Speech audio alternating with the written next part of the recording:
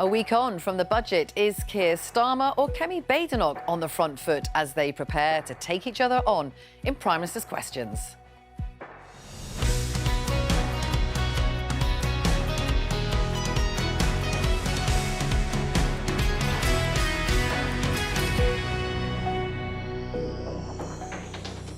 Hello, I'm Vicky Young and welcome to Politics Live. Joining me today, Labour MP Yuan Yang, Conservative peer Mark Harper and the Editor-in-Chief of National World, Nancy Fielder.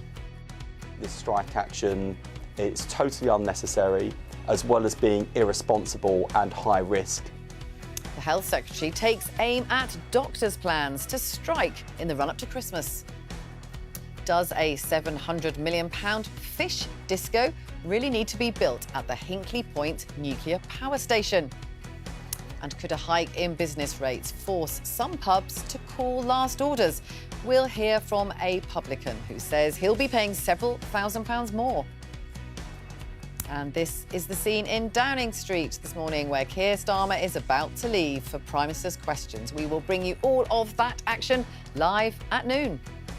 And we want to hear from you. If you have any thoughts on those stories or questions for our panel, we want to hear your voice. You can get in touch using the details on screen now, and we look forward to hearing from you.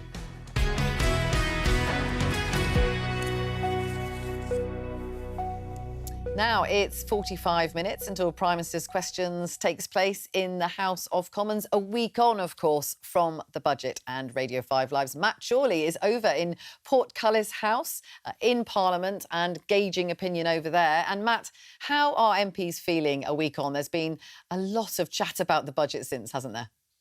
There has been a lot of chat about the budget. I suspect there might be some more today, depending on what Kemi Badenoch chooses.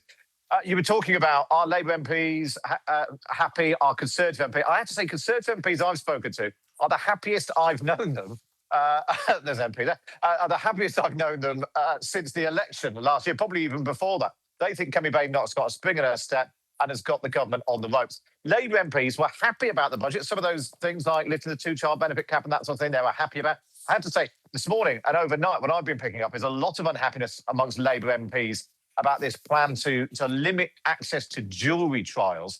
And I wouldn't be surprised if a Labour MP or two raises that at PMQs today.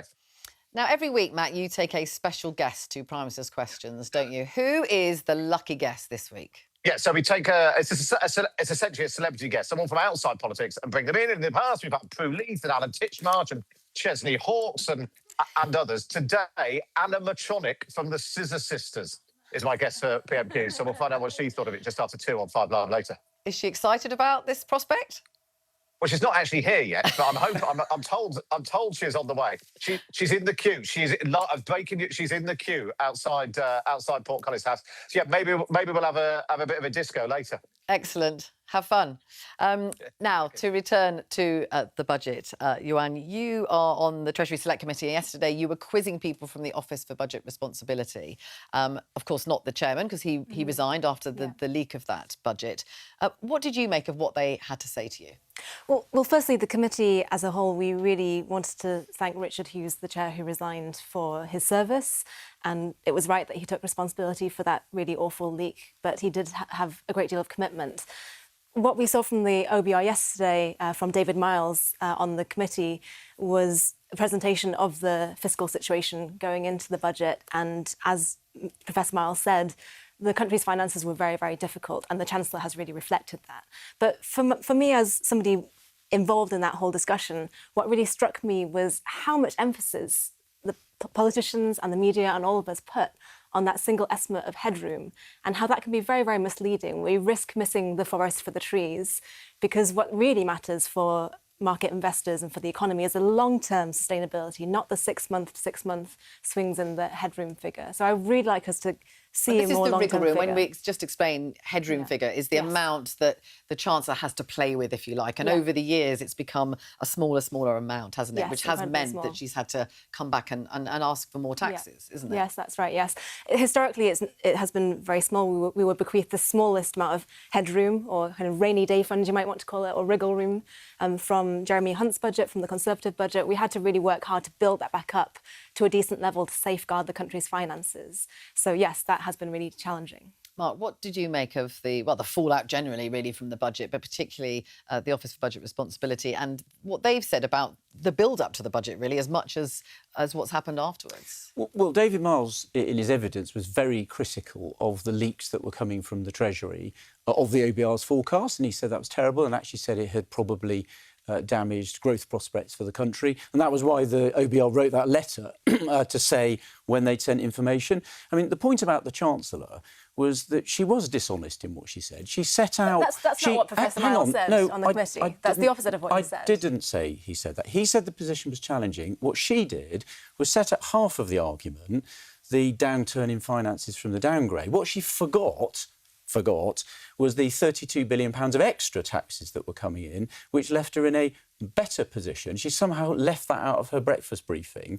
And then when she dropped the tax plans, the Treasury told everyone it was because there'd been better forecasts. And they simply hadn't. So that was not true. OK, that's why she's been dishonest. That and I'll bring in Nancy. Joanne, just answer that point that Mark's saying she was dishonest about the situation. Well, what Professor Miles said on the committee in front of all of us yesterday and in public was that it was right that the Chancellor talked about the difficulties of the fiscal space that we were in, that there was only really a sliver of headroom. So it was not misleading to say we're in a very challenging situation in terms of the public finances. And that's perfectly honest, and that's just a reflection of reality, really. That's also not what I disputed. She was right to say that. What she was wrong to do was to pick up half of the argument and say there'd been a productivity downgrade and conveniently forget to mention that she'd also been told at the same time by the OBR that there'd been an upgrade in the tax income of twice that amount, which actually left her £16 billion better off than she thought she was. Now, people can make a judgment about that, but if you only tell half the story and you don't tell the other half of the story, I think you're being dishonest, and that will be an argument for the voters. Nancy, most voters think that the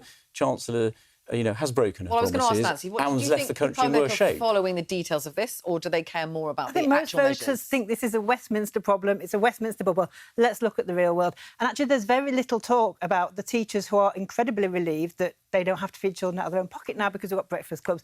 The minimum wage has gone up. I've got to say, I'm not a huge fan of this government, but there are some very, very good decisions that have been made for people right at the bottom, and their voices are just not being heard. And I think we need to remember that in the media, in the politicians, it doesn't actually always reflect the real world. And there are people who, a small rise in minimum wage is massive for a lot of families in this country. So we should talk about that as well as the things that dominate the discussion in Westminster. And that was the build-up to the budget, wasn't it, and the speculation. I mean, it did feel that there was more than usual in terms of leaks or kite flying, whatever you want to call it. But do you think people just block that out, maybe? I think if you're interested in the nitty-gritty of politics, then you care. But I think actually what people really care about is their own headroom. Can they afford to feed the kids? Can they afford the bus fares, which aren't particularly cheap? There's all sorts of things that aren't even getting a look in that are what really, really matters. And it's not even immigration. Joanne, what about growth? Because the government talked a lot about growth, and that was going to be the answer to lots of issues, lots of problems, really, and it hasn't happened. Are you concerned that there wasn't enough in the budget for that? I think we have to ask why there's been such low growth over the last decade and a half in terms of figuring out what we need to do to bring growth higher now. There was very low private investment, very low public investment. And in order to get that back on track, what we need to do is make the government's finances more sustainable. There was a really good response in terms of market investors on the day of the budget. I think that's a positive response in terms of bringing in the investment we need for the UK economy. So I think what the budget does is set the foundations for that by putting the finances on a more sustainable track. Do you think that's fair, Mark? Well, I don't. I mean, the markets did react first of all, relatively positively. The period between 2010 and the start of the pandemic, we actually saw growth of just under 2% a year. That's higher than any of the years that the OBR has forecast for this Labour government. So, if the government wants to criticise the Conservative record, it should look at its own. There was not a single measure announced at the budget that the OBR said was going to improve the growth prospects of the country. Not a single one. So if the government wants to say its priority is growth, which it does, there was not a single measure. And in fact, the OBR hasn't even counted the effect of the unemployment bill that's going through Parliament at the moment, which the government itself says is going to cost £5 billion and is going to cost people's jobs. And once you factor that in, it's actually going to set things backwards, not forwards. Very briefly, then we're going to move on. If you look at the root causes of low growth in the UK, low investment, the fallout from Brexit, lack of strong trading partners and trade deals, so many of those things we're now starting to set on the right path. The UK-EU trade alignment, that is a really, really positive step for the economy and for businesses in my patch in Reading as well. But they've downgraded growth, though. The OBR downgraded growth. As a result of the stagnation from the 2010s. Year, in every year going but that's what they've said. No, if you read their report, Mark, they say it's a result of the 2010 stagnation and scarring of the economy. Actually, no, I have read their report, and they said it started with the financial crisis. They did not ascribe it to the Conservative record. No, certainly not to any government record, but to the trade. To do with any government policies. Yes, they did say that, but they point out the trade problems that we have inherited from the 2010s, and that's what we need to fix. This debate will continue, no doubt, probably during Prime Minister's questions, and we will come back to it after that. But let's move on and have a look at this headline, which is about the forthcoming doctors' strike. This is resident doctors, formerly known as junior doctors. They are going on strike. It's going to be a 5-day strike, which will start on the 17th of December. Now, this is what the Health Secretary, Wes Streeting, had to say about it all this morning. I think this strike action is totally unnecessary, as well as being irresponsible and high risk. Given the pressures we're seeing in the NHS, where just in the last week we've seen 999 call volumes and A&E demand of a kind we normally only ever see on New Year's Eve, which is the busiest night of the year for the NHS. So the NHS is running hot at the moment, and industrial action is the last thing that patients or indeed other NHS staff need. That's what the Health Secretary thinks. Nancy, I think is your son a medical student? Yes. Do you have sympathy with doctors about going on strike? A great sympathy for anybody in the NHS who's trying to survive and do a job.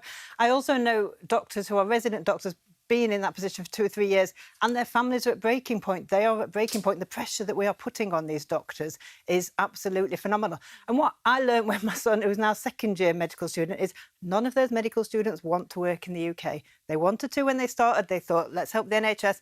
They've looked at what it's like. They've looked at the pay elsewhere. They've looked at how the government is treating them, how both the governments have treated them, and they're ready to leave. And there are doctors now who are going to be unemployed because once you've finished your 6 years' worth of debt at university, you start your training really then. And actually, there aren't enough positions. So to think that there are kids who've been right the way through our system, born here, are trained, are incredible and want to give to the NHS, but actually that choice has been taken away from them. That's really scary. Why aren't we talking about that? We're making them the enemy. You've got Wes Streeting there, treating people who want to save lives like the enemy, and it's chasing them out of the country. Juan? Yeah, I also have friends who are resident doctors, are training to be doctors. It is really tough for them. And I know all the doctors in the Royal Barks in Reading, in hospitals all around the UK, they're dealing with poor equipment. They're dealing with a really difficult situation in the winter right now. But the minority of doctors in the British Medical Association voted to strike. I don't think that a strike action brings us to a better place in terms of what the NHS needs. And I think it's actually destroying the public support for doctors who are striking, in fact. And what we need is to create more public support so we can continue funding the NHS to the extent that we are right now.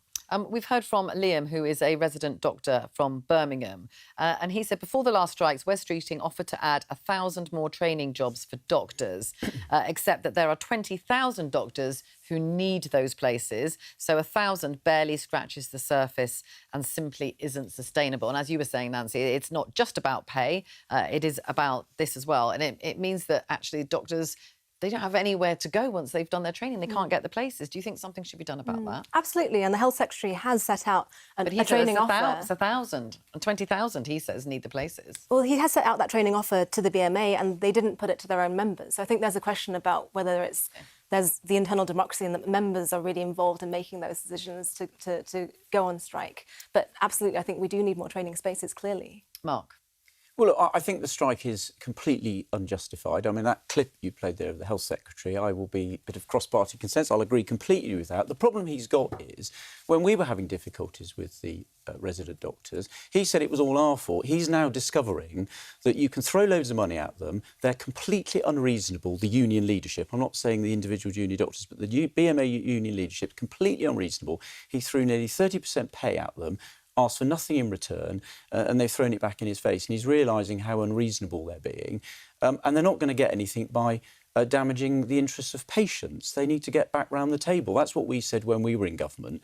That's what they should do now. And this strike is just going to damage the interests of the people that pay their wages, and they should think again. I think it's a bit of a dangerous political game. We always turn on the workers. And at the end of the day, if my life needed saving, it's not going to be you guys who are saving it, it's going to be the doctors. And the trust, I think, in the people who work in our NHS, and anybody who's experienced our NHS can see how incredible they are and how difficult it The is. patients don't support this strike. The public think this is a terrible idea. But they also don't understand that they're going to have tens of thousands of well-trained doctors at home not able to work. They think that there's staff shortages. Well, then they should get back around the table and discuss it then, not go on strike. That's we not should gonna also help. look at issues like, we're saying it's terrible that it's Christmas. Doctors and nurses, cleaners at hospitals work every single Christmas day. Should we not take that into account when we're making them the enemy? But I think that's right. And as you say, there are nurses, medical staff, cleaners, lots of people in hospitals in the NHS who are overdue a pay rise. This government has channelled the most into pay rises in the NHS in the last 2 years and has brought many of those nurses and other medical staff back round the table. Resident doctors who are paid more than the average nurse or average medical staff feel like they're not getting enough. And I understand that in terms of the low pay that was going on in the 2010s. But looking around the NHS, everyone's got to work together to make it work. And I'm a bit disappointed that the resident doctors are not coming to the table when everyone else around them has been. Are we happy for the best UK talent to leave? Because that's the position we're at. And if you don't get around the table, it's all right. You always say, both sides always say, get around the table. But this is actually a really serious situation that is not just about money. And unless we solve it, our NHS is just going to keep getting worse and worse. And we seem to find billions for the US medical deal to pay to the pharmaceutical companies. Nobody's saying, where will they be on Christmas Day? I think we need to look at the priorities. And if we don't look after our NHS staff, the NHS is in even worse trouble. Can I just put to you, we've heard from Susie, who is a patient, and she's from Stevenage. And she says they knew what they were getting into when they applied to be a doctor. This will kill more people. The transmission of viruses over winter means some of us are running out of time. People are dying. What about the safety element to all of this? And, of course, to patients who, a lot of them will be waiting for treatment and operations. No, I agree. I don't think they want to strike either, but something has to change in the system. I don't think they want to strike and go without pay. I don't think anybody wants to strike, but I do think the system needs to change. Are we happy with people, the brain drain going out of the UK because the NHS is not an attractive place to work? So what do you think? I mean, obviously, the 28.9% pay rise, lots of people would think that that is quite a lot of money. Do you think that the government should pay more? I think they should pay more, but I think actually we need to look at the full picture.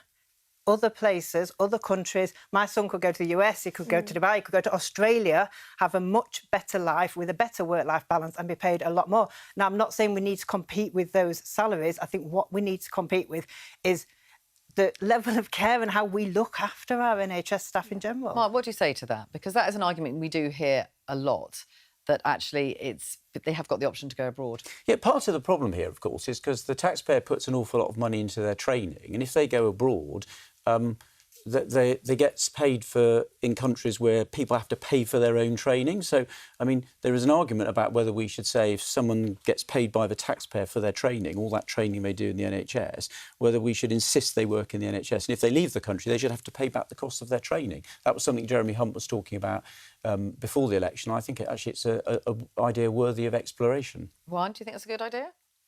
I think what's causing this brain drain really is the historical slowness in their wages. Pay went down in real terms from 2010 to 2015 for junior doctors. For resident doctors, it then started climbing back up. We've put a record amount back into the NHS over the last 2 budgets.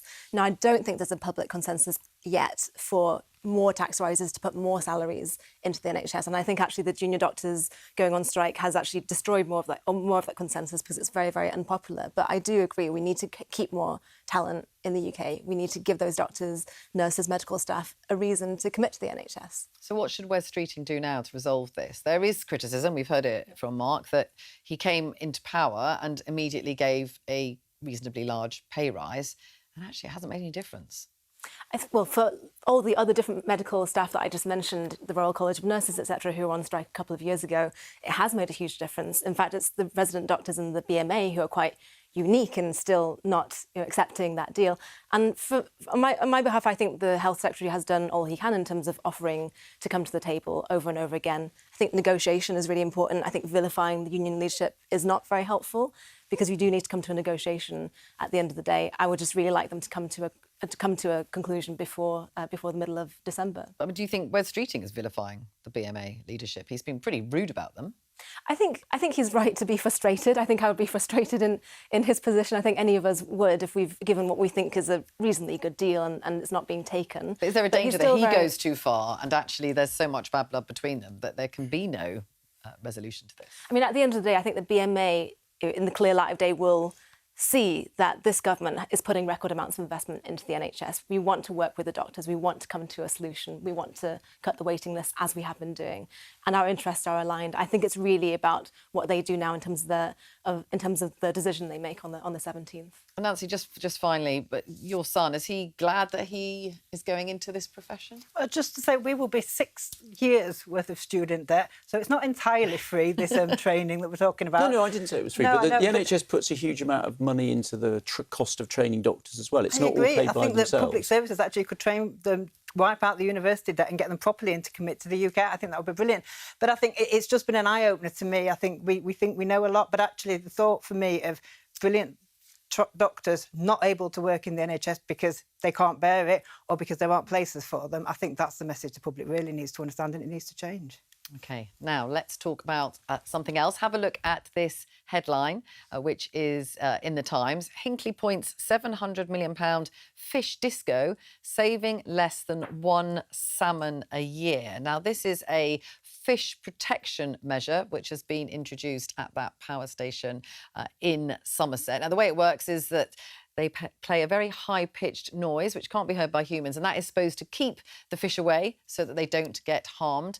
It obviously does cost quite a lot of money. Now, Keir Starmer, the Prime Minister, earlier this week, did speak about the cost of some of these measures.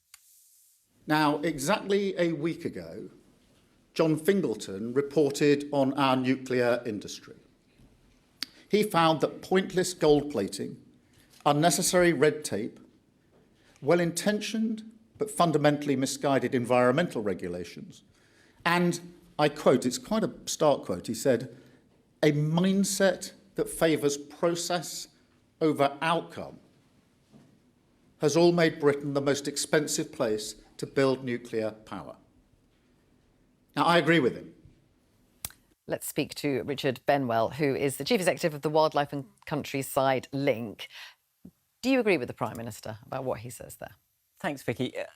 At exactly the same moment that the Prime Minister was standing there giving that speech, his Secretary of State for the Environment, Emma Reynolds, was standing in the Barbican Conservatory amidst a lovely background of flowers and greenery, giving an excellent speech about the new Environmental Improvement Plan, the government's promise to turn around the decline in our natural environment. And there's some great stuff in there. It really does promise to halt and begin to reverse that chronic and heartbreaking decline of nature by the end of the decade. Previous Prime Ministers have put their names to the plan. Theresa May launched her version of the plan. Rishi Sunak did a foreword in the plan. Yet here we have Sir Keir standing up at the same time and calling environmental regulation misguided. And I think there's a real problem there. There's a disjunct between one part of government saying that they understand the importance of nature and another threatening to scrap some of the most important nature regulations. Should we be spending £700 million on an acoustic device? Probably not. It could have been done better.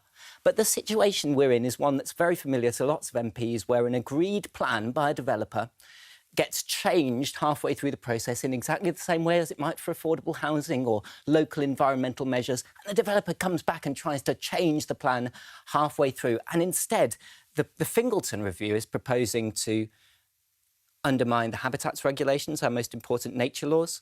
It's proposing to roll back on biodiversity net gain, the only functioning nature market we have in this country, and to make it more expensive for local people to challenge poor environmental decision-making. And that's the problem we have here. It's not about this particular case. It's about the government's seriousness in delivering that environmental OK, let's put this to Yuan. What do you say to this argument that actually it's undermining another bit of government and other priorities?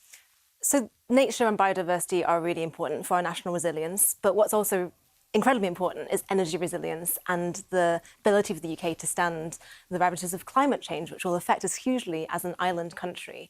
And economics is about trade-offs. You know, you can spend 700 million on a fish disco, which I agree is not perhaps the best use of that money. You can spend it in other ways that will make us more resilient, both in terms of us as humans, but also the nature in the UK. And we absolutely do need to go ahead with nuclear. It's atrocious that almost in my entire lifetime, the UK hasn't built a new plant. I mean, we're really lagging behind, whereas in the 50s, we were the first country in the world to build a commercial nuclear reactor. So we can get that leadership back, I think, through implementing this review. And we absolutely need to get nuclear mix in our power. I mean, what do you say to that argument? It is about a balance, of course, and there will be people who are arguing that it's gone too far. It's like it's expensive and it is actually standing in the way of progress in other areas. Well, like the one or two other examples that people who you know want the to one we're going to talk about. I do. The Bat Tunnel. Like that example. £25 million. Nobody suggested that was the best solution. That's the developer's solution. They've come up with in isolation, probably with very expensive consultants. There are better ways to do these things more affordably. The answer, though, is not to rip up environmental regulations. It's to make sure that they're properly respected. And those trade-offs, so important. Your last two items on this show have been about the budget and about health. Well, the Environmental Improvement Plan recognised that 3% of our national GDP is at stake in the next decade if biodiversity decline continues, and that's at the low end of the estimates. And on health too, our National Health Service, I think many of us recognise it. It's basically a symptom treatment service, isn't it, that intervenes when people are already suffering ill health. We know so well that the root causes of that ill health are so often non-communicable disease, from lack of access to green space, from breathing polluted air. Restoring nature, if you want to think about balance, it's the answer to some of these things. And if the Prime Minister's solution to this, yes, poorly implemented project is to rip up our environmental environmental rules, he'll only find himself in a worse economic and health situation than before. Mark, what do you say to that? That actually the downside is it goes too far to kind of bring things back the other way if the Prime Minister does this? Well, look, the Fingleton Review is specifically about the nuclear industry, and there's been a long-standing problem going back, decades back to the Blair and Brown government about that. So it's a long-standing, it's not a one-party thing. I think some of the Fingleton recommendations were very sensible. They weren't about ripping things up, they were about rebalancing them. So some of the regulations have gone too far, but I don't think anyone's proposing to put them all in the bin. It's about balancing economic growth. We got Hinkley Point C going, which I support, and Sizewell C, those both big projects to produce low carbon energy, which is really important for our climate obligations. So I strongly support those. If you can get them done more cheaply and more sensibly, I think that's actually a win. Do you think previous Conservative governments did enough when it comes to regulation? Look, I think there was too much. Some of this was on your watch. Some of the problem we had, of course, was a lot of this environmental regulation we had no choice about because it came from the European Union. We just had to implement it. Obviously, one of the advantages of Brexit, which, of course, the Prime Minister wants to row back on, he seems to be saying, is that we can now make these choices for ourselves. We can look at the balance between protecting the environment, growing the economy, and we can make those decisions ourselves to suit our interests and not just have to take all this regulation from the European Union. So I think that's an improvement. Nancy, where are you? I sometimes feel that politics is a sort of parallel universe. Does climate change not matter? It will impact the GDP, but actually the planet itself is getting to a point where we won't be able to reverse it. And yet it's not a priority, and I get that it's not sexy. I get it might not be a vote winner, but I think young people in particular passionately care about this. And whether nuclear is important enough, there are simple things. We could make EV cars. The government could force through that we need more EV cars. It could force through that we can't have a single new home built without triple glazing and solar panels. But none of this has been done because we seem to think that climate change isn't a problem, and it's so short-sighted for all of us. Hang on, I just said on the nuclear power stations, I said one of the reasons why that's really important is because it's low-carbon energy and it's important to hit our climate change targets. So I literally sat next to you and just said that it was really important, and that was part of why we need to build nuclear power stations. So pretending that I didn't, we didn't care about it, I'm not sure that's accurate. That it's short-sighted. It's short-sighted what the Prime Minister is suggesting. I don't think that the current suite of environmental protections actually does very much environmental protection, if you see what I mean. I think it doesn't really serve nature in many of the different examples that we've just discussed on the show. I don't think are the best for nature as an outcome. So I think it is right that we reform the balance of environmental protections, particularly in order to free up the ability to build the energy infrastructure that we'll need to face climate change, which is a huge issue when I go to speak to primary schools and young people. It's one of their top issues because they're the generation that'll be weathering it. And I think this is the right balance of building more for the future and also conserving and protecting nature. What do you say back to that? At the moment, the balance is fundamentally wrong. And the way that the government is going about pursuing low-carbon infrastructure is good. Ed Miliband's doing a really good job of chasing renewables. But imagine if we were in a situation where we were saying to people, yes, let's have heat pumps in your home. It's good for climate change, good for your bills, but you'll probably get 10, 20 birds sucked in every couple of weeks and whizzed up. Of course, there's going to be a trade-off, but we are talking about not a few fish, not a little bit of wildlife, as is suggested by in the headlines, but millions of fish and some very, very important habitats. And so the idea that you should trade that off is really fanciful and really easy to push under the carpet because it's about marine protection. It's not going to be in our faces. But if it were, nobody would stand for it. And I think it's really important that the government remembers when it pursues its infrastructure that our most important national infrastructure is our critical natural infrastructure that protects us from flood, protects us from fire. And we should see the same ambition in creating those hundreds of thousands of hectares that we need of new wetlands, of new woodlands, of new wildflower meadows. If we saw a hint of the ambition that we see on built infrastructure for that, then perhaps we could talk about balance, but at the moment it's out of kilter.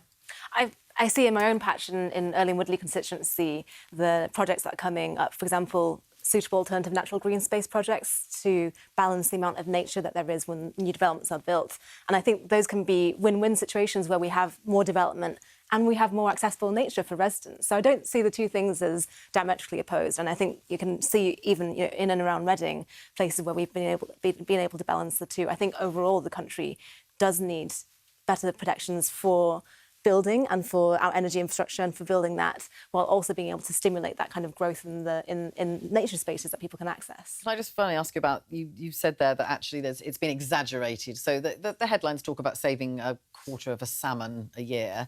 Are you saying that that's not the case? Yeah, the only reason that will ever become the case is if salmon continue to decline as precipitously as they have over the last few years, where we've seen I think it's a 30 to 50% decline in Atlantic salmon since 2006. So it's pretty bad. And it's worth just mentioning that example you quoted there, the sustainable access to natural green space, is an example of how you can get win-wins under the current law. So it's a demonstration that actually, if developers do things well, they work with the system, think about their environmental obligations early and work with environmentalists, actually you can increase habitat, benefits for people and get development working at the same time. And they've done that under the current law, which shows really that it's perfectly possible if developers go at it in the right fashion. OK, Richard Benwell, thank you very much indeed so much. coming into the studio and speaking to us today. Now, have a look at this headline. This is about a trial, the collapse of a trial. You may remember this. MPs warn China spy trial failures could happen again. This was the case of two former parliamentary staffers. They were accused of handing sensitive material to a Chinese intelligence agent. They have always denied any wrongdoing. Now, the accusation from opposition parties was that the government deliberately tried to collapse the trial. Now, there's been an investigation into all of this by a parliamentary group of Lords and MPs, and they have found that that wasn't the case. They say that actually it was a shambolic mismanagement which led to the charges being dropped. So it's a saga that's gone on for quite some time. Mark, do you accept the findings of this committee that actually the government didn't do anything to deliberately collapse this trial? Well, two things. First of all, I haven't had chance, because it was only published today, to read the entire report. I don't think the fact that the committee said that the government had been guilty of shambolic mismanagement is exactly a resounding sort of super brilliant judgment. It said the communication between the government and the CPS was pretty terrible. It said that it still doesn't have a good explanation for why the second witness statement took 6 months, I think it was. And it basically said it was a chaotic mess. So, I mean, it definitely, the committee concluded it was cock-up, not conspiracy. But if I was the government, I don't think that's exactly a resounding sort of vote of confidence in what was a very important case, which was about two individuals who were accused, they obviously deny it, but were accused of spying on parliamentarians and Parliament for a foreign power which our security services says is a threat to our state. And that's incredibly important. I would have thought that a legal case of that nature would have commanded the highest amount of attention and would have been very carefully managed rather than being a shambolic set of mismanagement. So that's a pretty scathing judgment from the committee about the government. John, are you worried? Because that's the point of this report. MPs are warning that actually the trial failures could happen again because there are problems in the system. It doesn't seem to be working properly. So I ran the Financial Times Beijing bureau during the pandemic. So my job was to protect our journalists and our sources from Chinese state harassment and surveillance. Many of my residents in Reading who've come from Hong Kong have come precisely because they were concerned about Chinese surveillance over their families. So this trial, certainly a really topical issue, I think, for many communities across the UK. I'm glad, though, that the reasons for the failing of the trial, the failure of the prosecution, were partly because of it coming under older national security legislation, which has now been reformed. So it's been changed. It has been changed. If this incident would happen again today, I think it would come out in trial in a very, very different way. Okay. Do you say that, Mark? Well, the committee specifically referenced that, and they actually said that the government shouldn't be relaxed about that because they said they weren't convinced, actually, that with the new legislation, this sort of thing couldn't happen again. So I think it's absolutely true there is new legislation, but I think just assuming that that means everything will be fine, the committee specifically said that isn't something that should be assumed. Yeah, I think it is the fear that it could happen again. And I think the general public has got to trust that the government has got our best interests at heart and is being very honest with us. So the fact that, I mean, it's very 007 for normal people, isn't it? But I think the fact that this has happened, the fact that it wasn't dealt with correctly, whether deliberately or not, and the fact that actually we're wide open to happen again, more needs to be done. And just to reiterate that obviously the two people who were involved with that have always denied all the charges against them. Have a look at this headline saying, Starmer, this is from The Independent, we have to work with China even if it threatens national security. This is a speech he made, a foreign policy speech in the City of London earlier this week. Yuan, is he just being realistic there? It's, that we have to deal with China even though he says it threatens national security. I think it is realistic, and it's a realism that no major party until now has really addressed. China undoubtedly poses some national security threats to the UK. I gave the example of some of my Hong Kong activist residents in the UK who've come here fleeing persecution. So there's certainly national security threats that it poses. But in the globalised economy that we are in, we cannot but trade with China, and we cannot but do deals with countries around the world, including China, where we may not like everything that they are doing in their own government policy. And I think that's a realism of being in the interconnected world that we're in. Mark, do you agree with that? There's speculation that Keir Starmer might well be going to visit China in the new year. I think it would be the first time for about 8 years that a UK Prime Minister has gone. Well, look, China is a threat to our national security, but I agree you can't pretend that it doesn't exist, but it's how you engage with it, and I think you have to do it in a very realistic way, recognising the threats, not being dewy-eyed about it. And we were very clear in government, lots of these things were quoted during the coverage of this case about the threat that it posed. And you just have to be very alive to that and put in place the appropriate controls. So you have to go into it with your eyes wide open. Do you think David Cameron did that? I mean, David Cameron talked about a golden age, didn't he, of relationship. He was much closer in terms of dealing with China when he was Prime Minister. Well, and lots of things have happened since then. We've seen the relationship, Yuan rightly mentioned the way China has treated Hong Kong. Now, originally, when that first started, that started to go well, and then it went very badly. We rightly, I think, let many holders of British national overseas passports from Hong Kong come to the United Kingdom because they were fleeing that oppressive regime in China. So I think things have changed over time. That's why we've got to be very realistic about it. And we've always got to put our national security first. And I'm worried that the Prime Minister is so focused on trying to get growth that he's going to go to China and not be sufficiently alive to these threats. And we'll see, for example, whether they roll over and grant the Chinese their new embassy. So there's the plans for a new embassy, which that decision has been delayed, I think, yet again, hasn't it? Until just before his trip, coincidentally. Nancy, what do you think the Prime Minister should do about that? And do you think he should go to China? I think he should. I think we live in an awfully divided and tumultuous world. And to be honest, I wouldn't want to be the person, I don't think many of us want to be the person who has to go and make deals and speak. And we have, I mean, the more sort of people we turn our back on, the more dangerous it comes. But it isn't easy. Do we give in to China? It is an absolutely massive embassy slap bang in the middle of England. I think a lot of people have concerns about that. But actually, we've done deals with America that perhaps most people wouldn't want us to do. It's a difficult step to go up or down, isn't it? I think it's obvious that the embassy probably will go ahead, possibly after his visit, or perhaps. Mark, what do you think? Do you think it should go ahead, the embassy? Well, I think there are a lot of concerns about it. I haven't seen... I mean, the government said that all the information is going to be published when the decision is made. And I asked some questions in the House of Lords whether that would include the security information about it, and I haven't had a clear answer about that. But there are lots of concerns about it, about the location of it, the proximity to some of our internet infrastructure. So there are lots of concerns, and you need to see those dealt with. But it looks like you just can't get the impression this is all being done, in the run-up to his trip, and it's going to be done for political reasons, and that's why I'm really concerned about it. Where do you stand on the idea of the embassy? So I'm a Reading MP rather than a London MP. If I were an East London MP, then I would be really wanting to make sure that my residents who live in and around that patch were completely satisfied, that they were secure, that the development in their area was not going to completely change their lives. I think that would be my focus. When we think about the building of any embassy in the UK, we've also got to bear in mind that Britain's got embassies abroad as well. The British embassy in Beijing and Shanghai, for example. We need to be able to upkeep that estate that Britain has abroad when we make those decisions about embassies here too. OK, now we will be coming to Prime Minister's questions very, very shortly. This is the scene in the House of Commons just ahead of that starting. And I'd like to welcome viewers joining us on the BBC News Channel. This is the scene in the Commons chamber, filling up, almost full there, ahead of the first head-to-head between Kemi Badenoch, the Tory leader, and the Prime Minister, where she will, I'm sure, be quizzing him about the budget.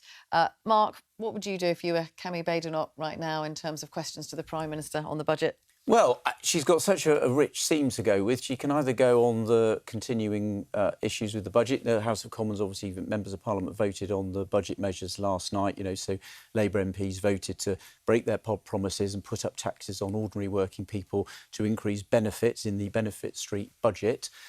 Or she could go on the government's plans to get rid of an enormous number of jury trials, which the Justice Secretary has admitted isn't really going to make a significant difference to the backlog. I think defending the right to a jury trial in very many serious cases is something worth defending. I served on a jury relatively recently last year, and actually I was enormously impressed, having done it myself, on the way a cross-section of ordinary people listened to the evidence and came to sensible decisions. And I think that is worth fighting for. And there are a lot of Labour MPs I know I've seen in public who are not at all happy with the government's proposals. I was going to ask you about that. There is a bit of concern amongst Labour MPs about jury trials and getting rid of them in some limited cases. Where do you stand on that? The courts have been backlogged for years now, and we've inherited that backlog. Justice delayed is justice denied, as they say.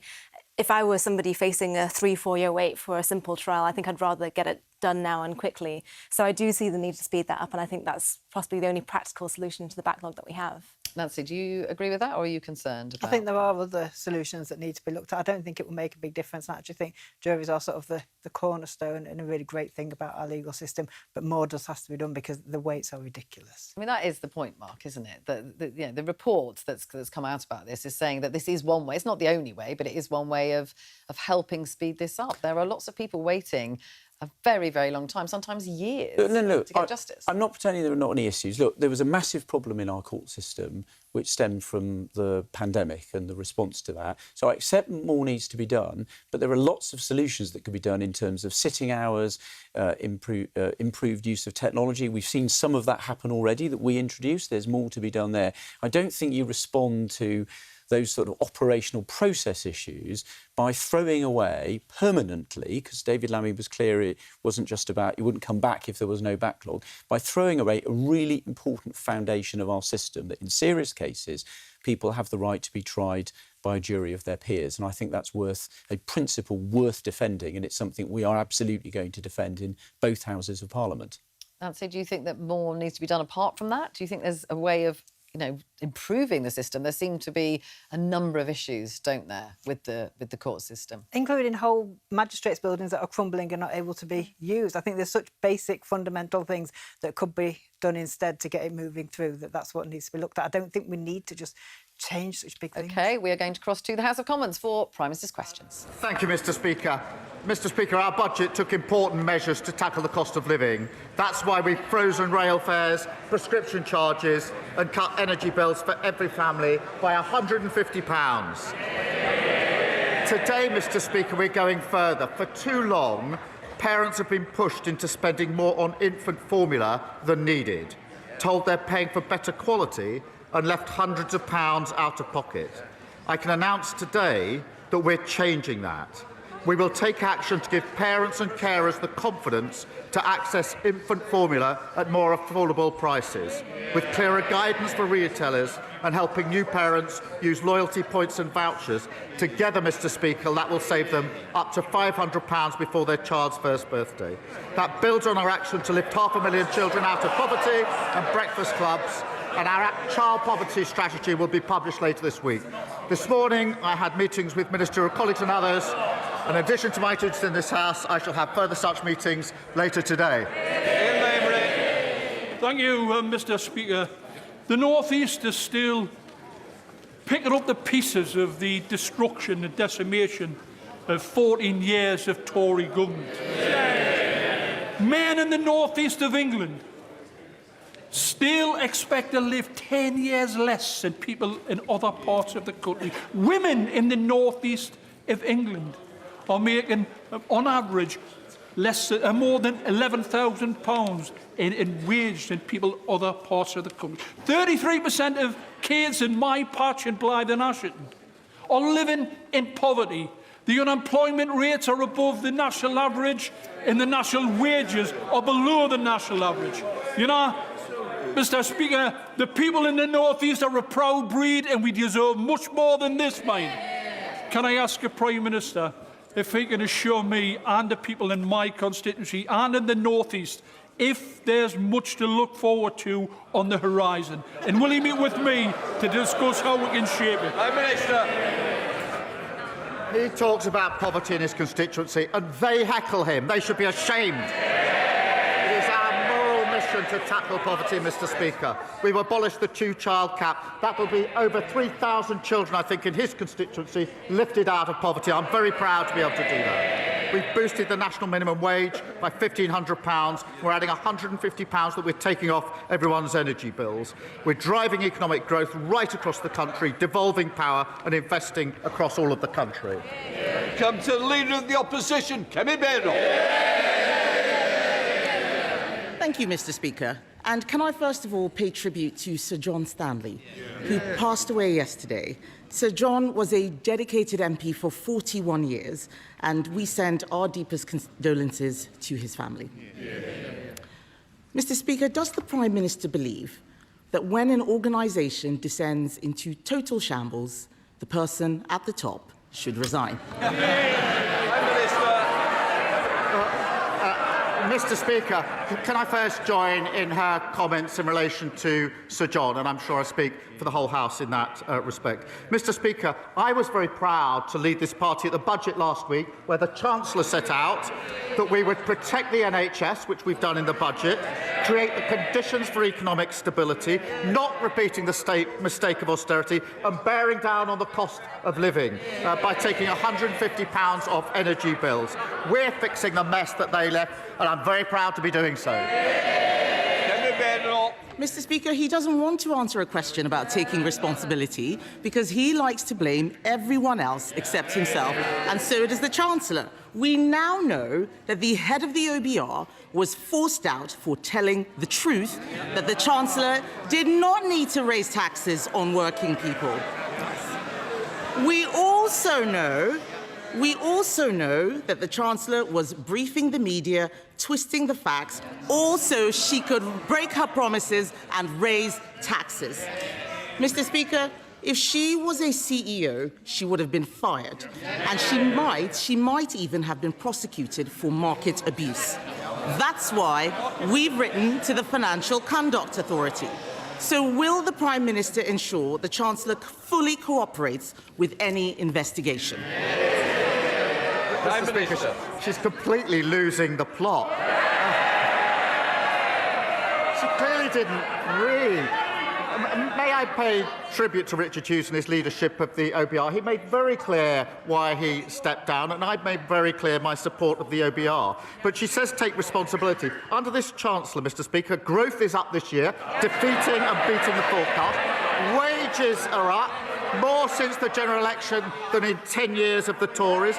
We've had, I think, 5 interest rate cuts. NHS waiting lists are down. We've had record investment into this country. We're turning the page on their austerity and reckless experiment on borrowing. I'd compare that record to them every day of the week. Mr. Speaker, the Prime Minister talks about losing the plot. Let me read to him what his own cabinet members are saying, and I quote, "The handling of this budget has been a disaster from start to finish."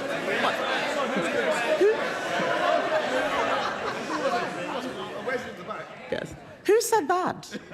Was it him? Was it her? In fact, I think it was probably her, actually. It was probably the Chancellor. In fact, Mr. Speaker, one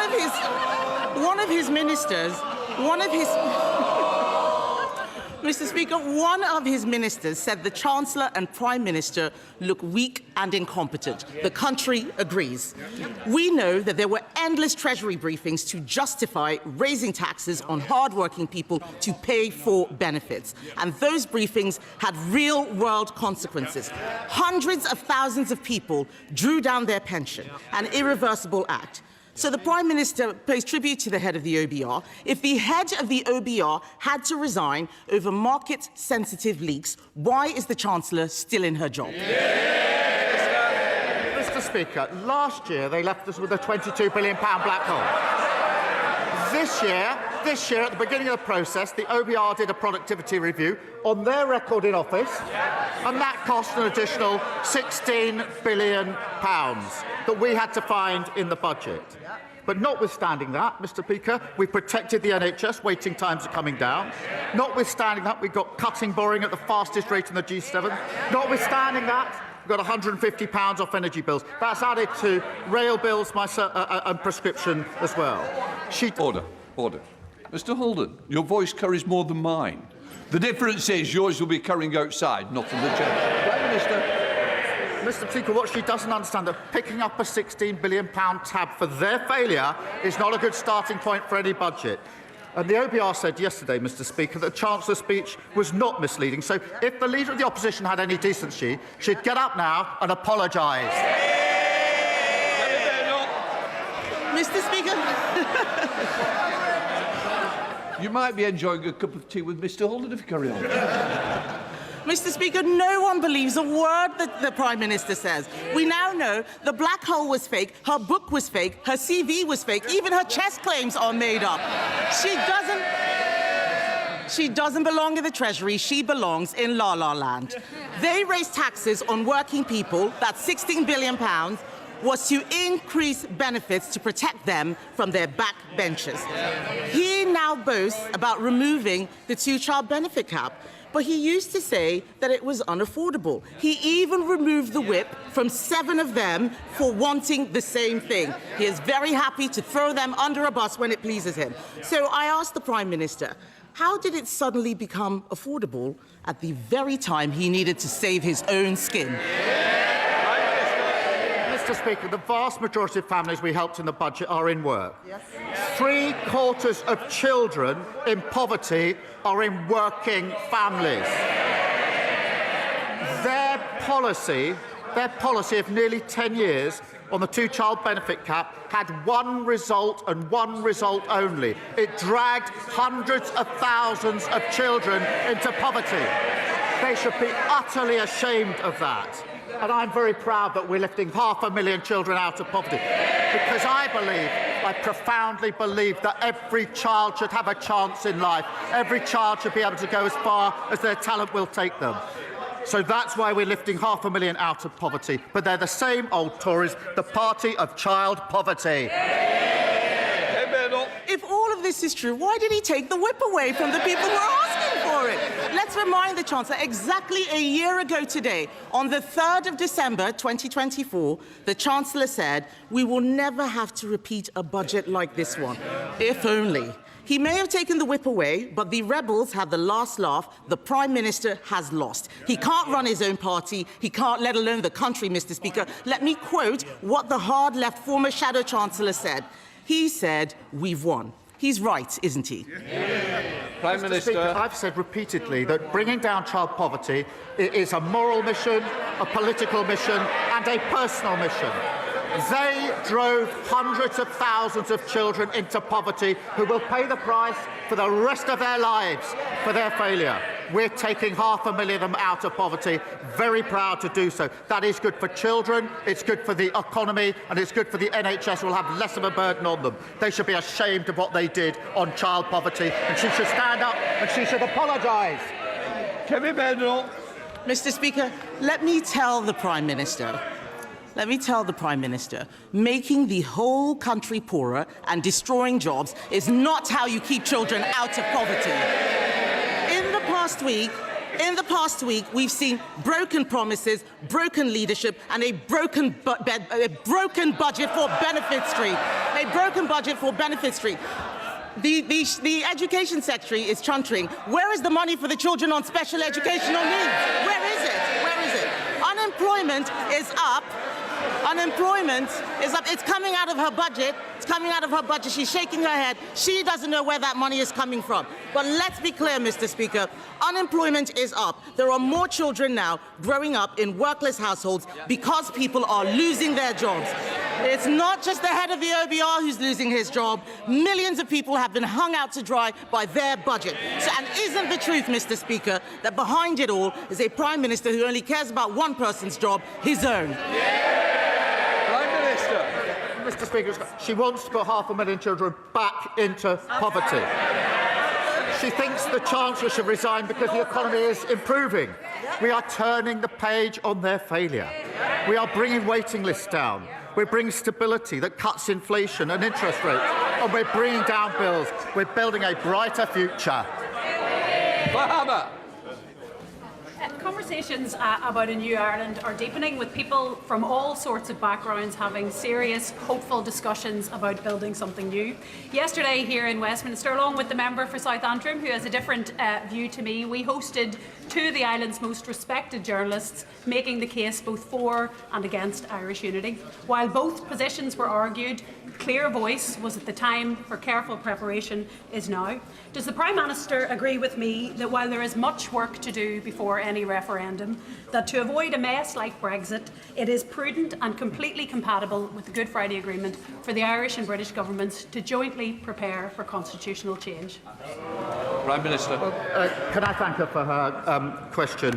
One of the greatest achievements of the last Labour government was the Belfast Good Friday Agreement, and we fully support that agreement, which brought peace and stability for Northern Ireland. It does, as she well knows, set out a process for future decisions, which under the agreement I support.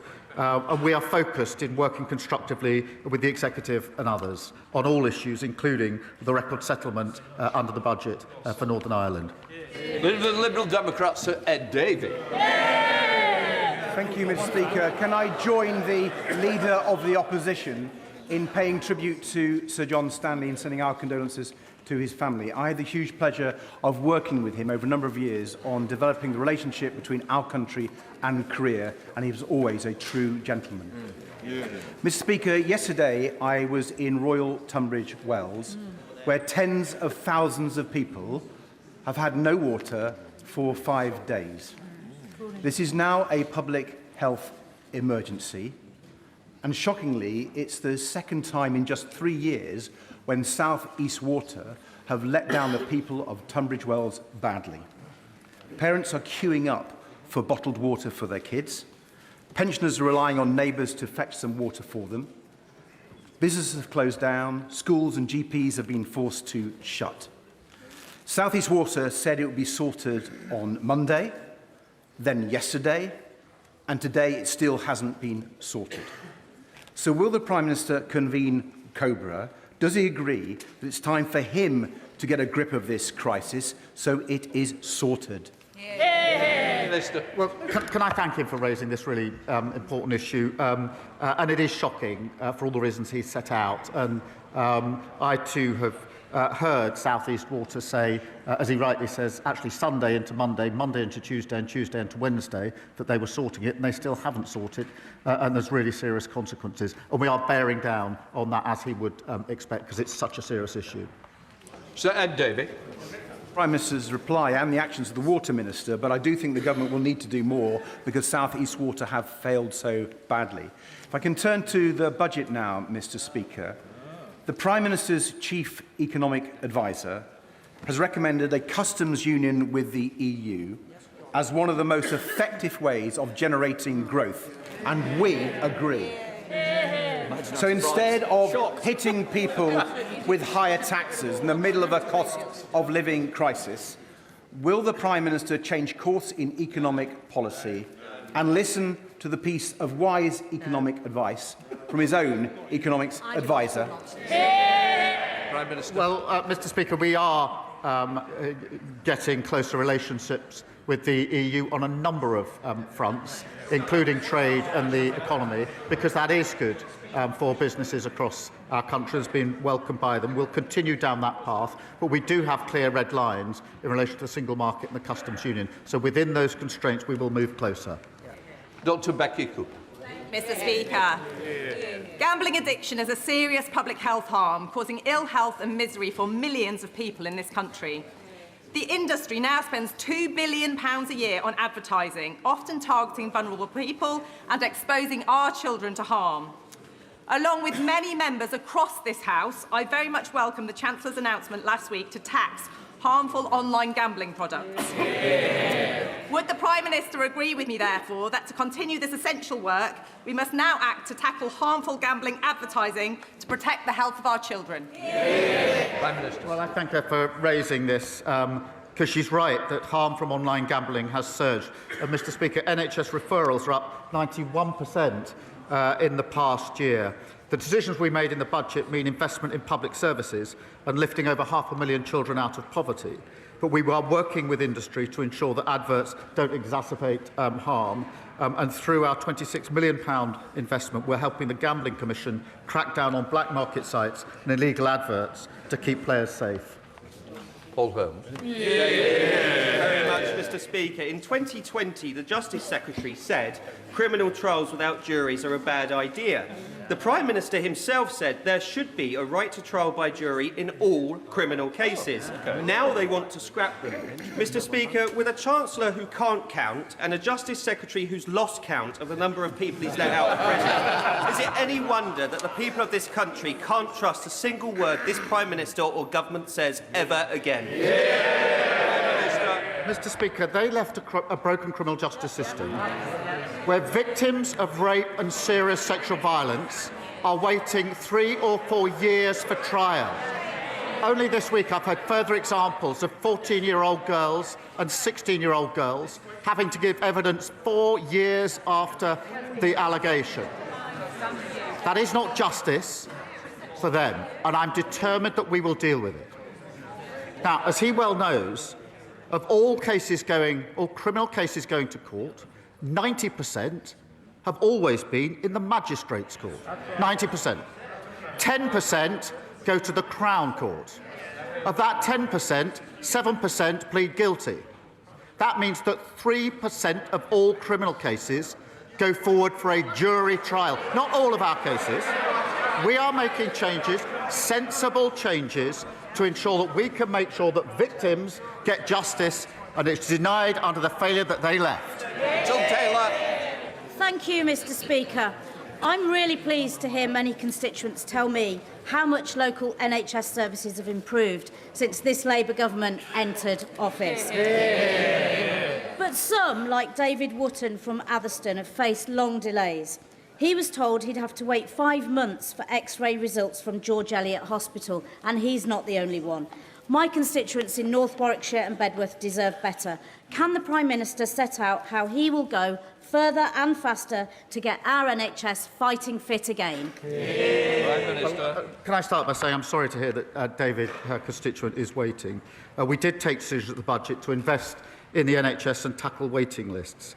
And that is to help people like David. We delivered £29 billion extra investment into the NHS and scrapped NHS England to invest in the front line.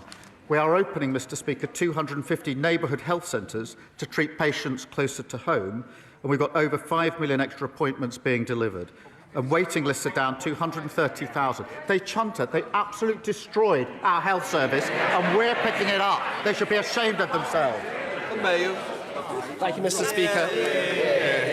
My constituent Claire, she runs Claire Howard Jewellery in Fakenham, and she's just one of many small business owners who contacted me after the budget from last week.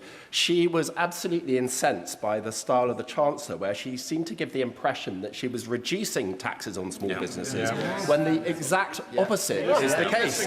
Claire's tax is going up on her shop, not coming down. So could the Prime Minister do Claire and many other shop owners the common courtesy of just admitting that their taxes are going up and not down? Prime Minister. He raises an important point. Let me address it. Because at the heart of this issue is that temporary business rate relief was put in during the pandemic by the last government. That was the right thing to do, and we supported it, but it was temporary relief. That is now coming to an end, and obviously there's a re-evaluation that goes with it. So what we're doing is permanently lowering the rates for leisure, retail and hospitality, but because of what the changes are, we're putting in transitional relief of £4 billion. That means there'll be a cap on increases for small businesses, and we're finding that by adjusting the burden between them and the online giants. But in the end, it's the temporary business rates coming to an end that we have to adjust through this policy. Oliver Ryan. Thank you. Thank you, Mr Speaker. I declare an interest as the chair of the All-Party Parliamentary Group on Multiple Sclerosis and as the proud son of a lifelong multiple sclerosis patient, and she joins us in the gallery today. Neurological conditions like MS or Parkinson's affect 1 in 6, but wait times for first and follow-up neurology appointments have increased by a huge 65% since 2020, risking delayed treatment and diagnosis at critical time. Now, I'm proud this government is bringing NHS waiting lists down, cutting emissions, investing in care and equipment. But will my right honourable friend, the Prime Minister, formalise these efforts and support an NHS modern service framework for neurology and get these wait times down? Prime Minister. Can I thank him for his question and for sharing the personal interest that he has in this. We are focused on bringing down waiting lists and making sure every patient receives the best possible care. As he knows, the 10-year health plan announced a new modern service framework to help rapidly improve care, and I'll reassure him we'll do absolutely consider whatever else we can do. And in the meantime, we're acting to improve neurology care and have cut wait time for care, neurology waiting times by over 15,000. Thank you, Mr Speaker. Alison in Oxford is threatened with new service charges by her housing association Green Square Accord for shrubbery she happily cut herself for 22 years and a cleaning of a communal area that simply doesn't exist. Meanwhile, Rebecca's charges have more than doubled over the last 4 years with no explanation why. They are not the only provider doing this. It's a wild west out there. So will this government consider Liberal Democrat plans for a new regulator and a cap on these outrageous rip-off service charges? Prime Minister. Well, can I thank her for raising that? And we are implementing the Leasehold and Freehold Reform Act, which is long overdue, providing homeowners with greater rights, powers and protections. And through this, we will strengthen regulation to protect leaseholders from abuse and poor service, which she's highlighted, bring the injustice of leasehold to an end. That'll protect up to 1.75 million households and make sure leaseholders receive standardised service charge documentation, making it easier for them to challenge unreasonable bills, because the points she makes are good points, and this bill will help change that. Graham Stringer. Mr Speaker, this country can be proud of its history of religious tolerance and religious freedom. The quid pro quo of that is the right to criticise religion. Can the Prime Minister ensure this House that there will be no introduction or reintroduction of a blasphemy law, either by statute, by judicial overreach, or by a non-statutory definition of Islamophobia? Yes, I can give him that assurance, and it's important that I do so. Lewis Cocking. Mr. Speaker, the best form of welfare in this country should be a well-paid job. But with unemployment up and this Labour government has chosen to raise taxes to spend more on an even bloated welfare and benefit system, is the Prime Minister happy with the message that sends to my hard-working constituents in Broxbourne and constituents from right across the United Kingdom? We have a broken welfare system. Who broke it? Guess. The party opposite. We're bringing in reforms to change it and mend it. And what did they do? They voted against them. And under their watch, they drove up welfare spending by £33 billion. So we need no lectures from them on welfare. Mr. Speaker, as a lifelong Dale fan, I'm delighted that Rochdale Football Club are top of the National League right now. But after 14 years of Tory cuts, sadly, my town is near the top of another league table, a league table people don't want to be in, the child poverty league table. So does the Prime Minister agree that lifting 5,000 kids out of poverty in Rochdale, plus cutting the energy bills by 150 quid for every household, and crucially expanding the Warm Homes discount, will mean that this budget is a family budget that reduces the cost of living for everyone in the country? Well, let me start by congratulating Rochdale Football Club for being top of the league for the time being. Of course, well, I say that because I know who's top of the Premier League, but it will be March and April we'll actually find out who wins. But, Mr. Speaker, he's right. Thanks to the actions in the budget, every household will see £150 off their energy bills. And because we've extended the Warm Homes discount now to 6 million of the poorest households, they will also save an additional £150. Now, in the North West, that benefits about 280,000 households. That's a huge cost of living support for families, alongside freezing prescription charges, rail fares and boosting the minimum wage. Liz Jarvis. Thank you, Mr. Speaker. My constituent Tracy owns O'Brien's, a lovely cafe in the heart of Eastleigh. She works tirelessly to make it a success, but spiralling costs, including business rates, VAT and the hike to employers' national insurance contributions, mean she hasn't been able to take a salary for 4 months. David, the owner of Steamtown Brewery, and Jane, the manager of the Holiday Inn in my constituency, say their businesses will be impacted by the government's stealth tax on our high streets. They feel let down. So will the Prime Minister look again at our call for an emergency cut on VAT for hospitality? Prime Minister. Well, Mr. Speaker, we put in place a strategy for small businesses, which was broadly welcomed by small businesses because they contributed to it. And that involves some of the key asks that they made of us, including late payment and for hospitality, greater flexibility when it comes to licensing. Of course, we'll always look at other measures that can help small businesses. We set out quite a lot of them in our small business strategy. Andrew Pex. Thank you, Mr. Speaker. At the weekend, I had the great privilege to join volunteers from Peterborough Food Bank at the Tesco in Warrington on their autumn food drive.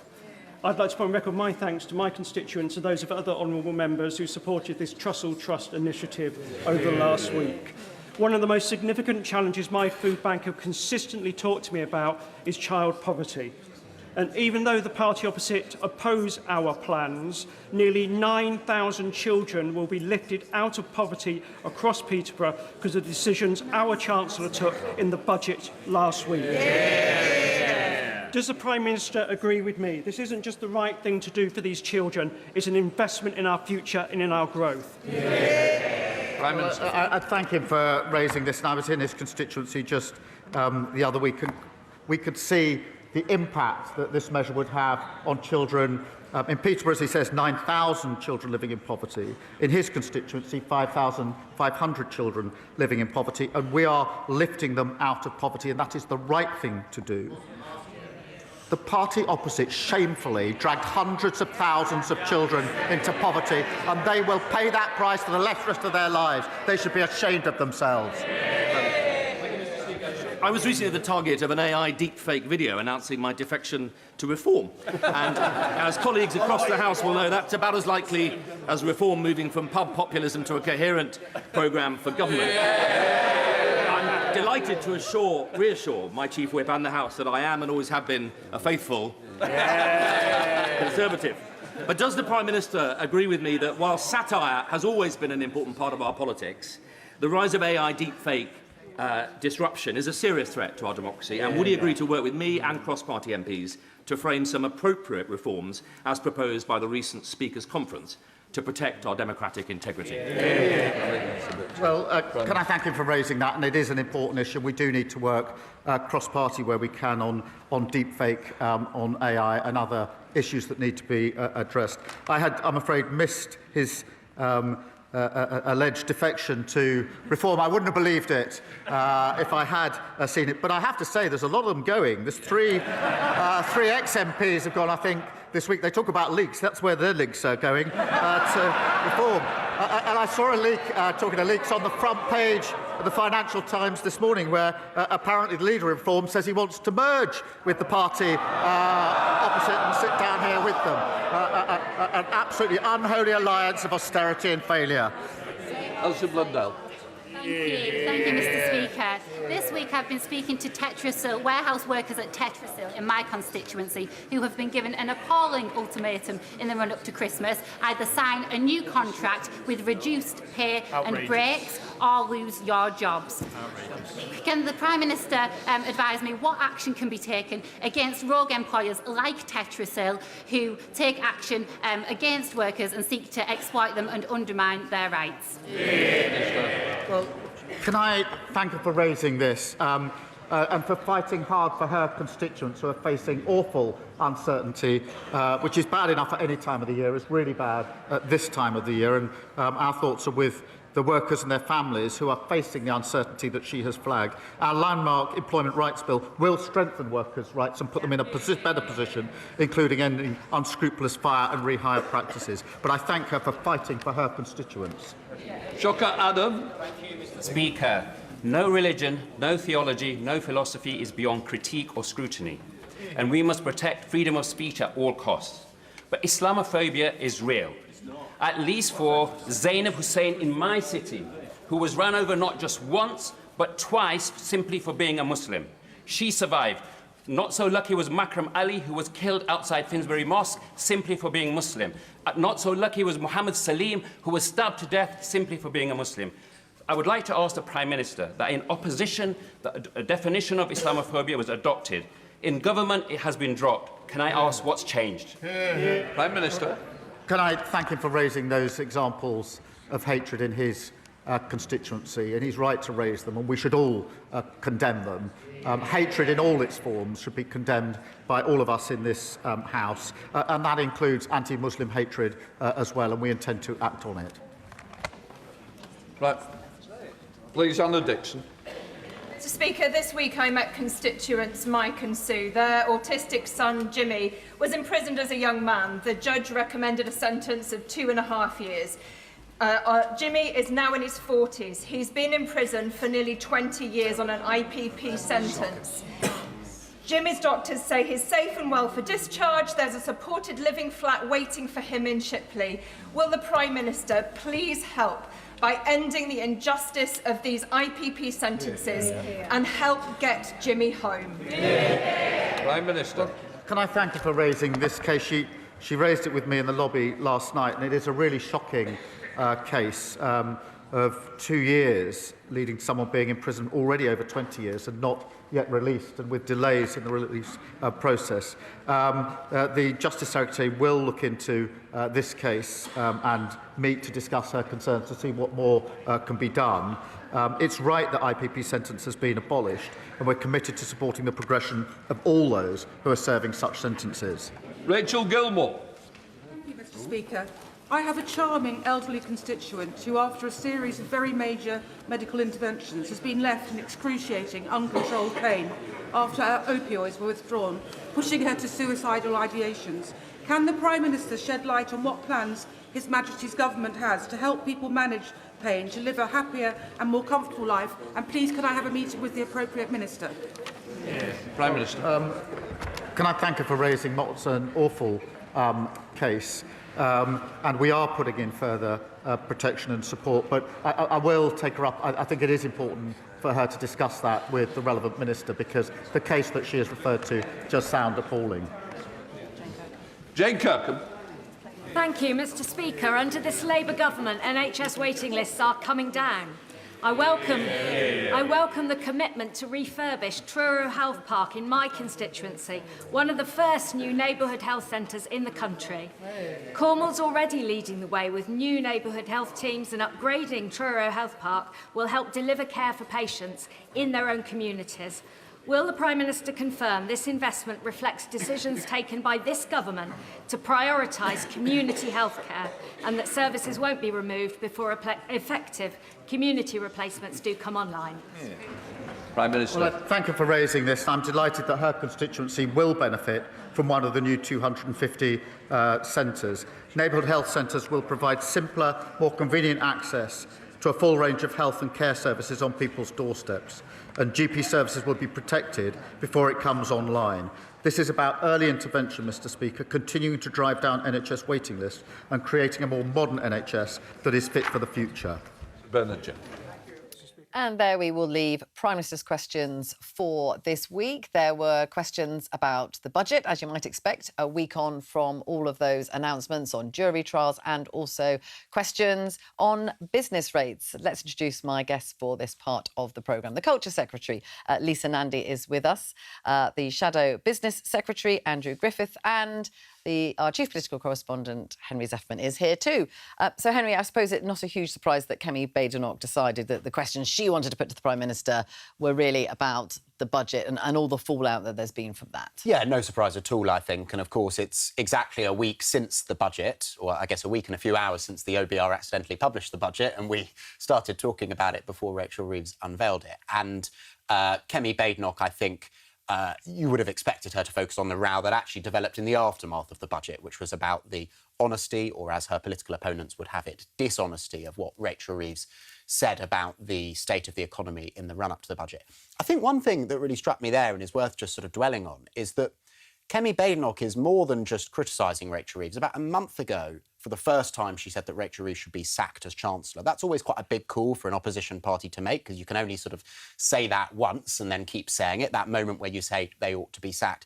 She's also now raising the prospect of potential prosecution, this investigation that she wants the Financial Conduct Authority to launch for market manipulation. I mean, that is beyond the usual sort of political attacks that you would have on a Chancellor in the aftermath of a budget. So I think it is worth, and I'm no expert on the laws around market manipulation, but I mean, I certainly, over the course of the last few days in which we've been covering this story, haven't found many people who think it's plausible that an investigation of that sort would be commenced. So it is quite something that she used the authority of her role as Leader of the Opposition to go that far. And in terms of Keir Starmer, he wants to talk about the measures in the budget, doesn't he? That's how he is really countering a lot of these accusations, hoping, presumably, that people will look at those and like some of those. Yeah, and I think there is that argument that he needs to land about why, in this budget, having not previously done so, he decided to abolish the two-child benefit cap. He talked about it as a moral mission, a political mission, and a personal mission. He certainly does sound passionate when he talks about it, but it's also the case that one of the first things he did as Prime Minister was remove the whip from a small handful of his MPs who wanted him to abolish it then. I think as well, worth saying, for all the sound and fury that there has been between different political parties, in my experience, this budget is still pretty popular with Labour MPs. Now, there would be people who would say it's a sign of Rachel Reeves and Keir Starmer's weakness that that is such a core constituency for them at this point. But it is a core constituency, and I think they're generally happy. And I think across the ideological spectrum of Labour MPs, they are particularly happy with the abolition of the two-child benefit cap. OK, Henry, stay with us.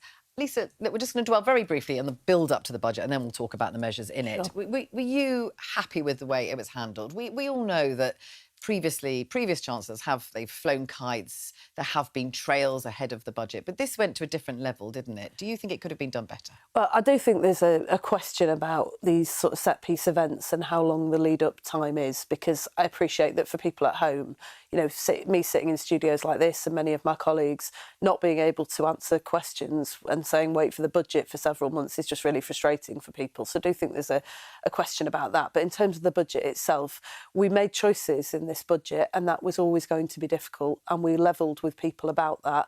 But we stand by those choices because at the end of this Parliament, we will have taken a step that will be the single biggest act that any Parliament has ever taken to lift children out of poverty in this country. That's the right thing to do. These are difficult things, but it is the right thing to do. So in this studio a week ago, there was astonishment from Helen, who was here from the Institute for Fiscal Studies, when she saw that budget report, in particular about the amount of tax receipts there were that hadn't been expected, that the economy was more tax-rich by £10 billion, something the Chancellor had not mentioned when she did that pre-budget press conference.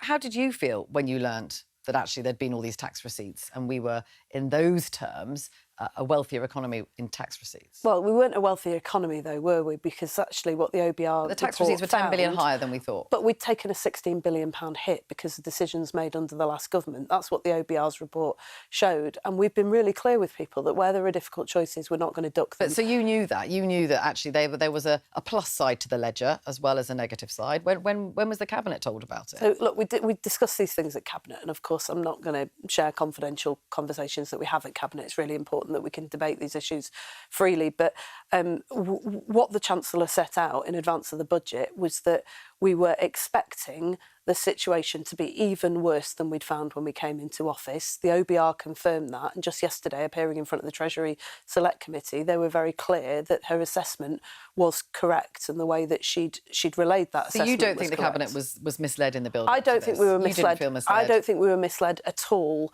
I think what we're trying to do as a government is something that you did know about this £10 billion. No government in living memory has had to do, which is we're trying to stabilise a chaotic economy that we were left by the last government. Okay. We're trying to deal with the biggest fall in living standards. About the tax we're trying to rebuild public services that are on their knees, and we're trying to grow the economy in the long term so we don't end up back here. That is a really difficult thing to do. Okay. It does require people but you're not willing to make to a contribution, whether or and we'll not level with you people knew. about it. You're not willing to say whether you knew. Look, I knew that the tax receipts were better. I'll tell you what I knew. I'll try. Like I always try and answer your questions, and I will try really hard to answer that very honestly. That I knew that the OBR report, the OBR was doing a productivity review. The whole Cabinet knew that. We knew that it was likely to say that there was a hit to the economy. We didn't know precisely how big that was going to be. And when we saw the report, what was clear was that totaled 16 billion. That was because there'd been a huge hit to the economy because of decisions made under the last government. You weren't told that there were detail. some tax receipts you that weren't told offset some of the damage of that had been done. You did know that. So I saw the full detail when the OBR report came out, but we'd had discussions about this as a Cabinet, and I don't believe for a moment that these outrageous accusations against the Chancellor are correct at all. Yeah. So you're saying you did know that the tax receipts were better?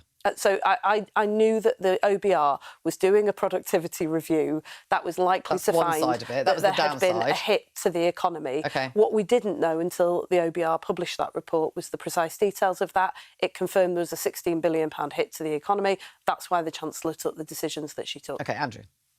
Well, Lisa hasn't answered the question about whether she was complicit in what was clearly a false market that was created. Chris Mason went through all the different puts and calls earlier this week. I'd love to know if the Cabinet were told about the higher tax receipts, because then it wouldn't just be the Chancellor that's created a false market and should be investigated, but it should be any of the Cabinet that came out doing the media round, talking and giving a misleading impression about the reason why the taxes have gone up by 26 billion, which was not due to the productivity or the OBR forecast. It was because of choices. It's OK for politicians to make choices. In this case, the backbenchers have forced choices on the weak Prime Minister. But that's OK to make a choice. But what's not OK is to allow a false impression to be created. People drew down on their pensions. People made decisions. Some people left our country as a result of that false market. That's why it's right and proper that the Financial Conduct Authority, that's responsible for financial probity, look at what the Chancellor's done. Now, the head of the OBR has taken responsibility and resigned.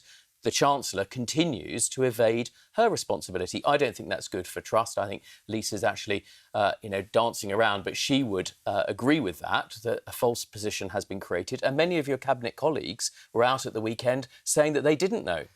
I think this is just outrageous. You sitting next to somebody you haven't answered the question whether you knew or not, Lisa. I said we discussed this as a cabinet. I don't believe for a moment that the Chancellor's misled the public. And I think what is absolutely criminal is the mess that you made of the economy, the hole that you left in the public finances. You left working people still paying a very heavy price for that, with hundreds of pounds extra on their mortgages every month. And you left one of the worst records of child poverty this country has ever seen. It's criminal. Well, a year ago, the Chancellor told everybody that she'd taken the actions to balance the books, that she wasn't coming back for more.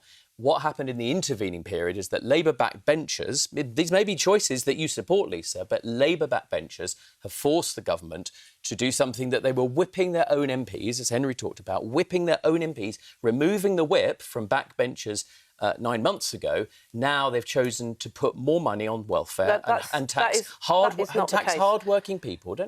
And tax hard-working people as the response. Now those are choices. I don't dissent anybody's ability to make those choices. Let Lisa answer that. Look, that's not true, and you know it's not true because you'll have looked at what we've done in the budget.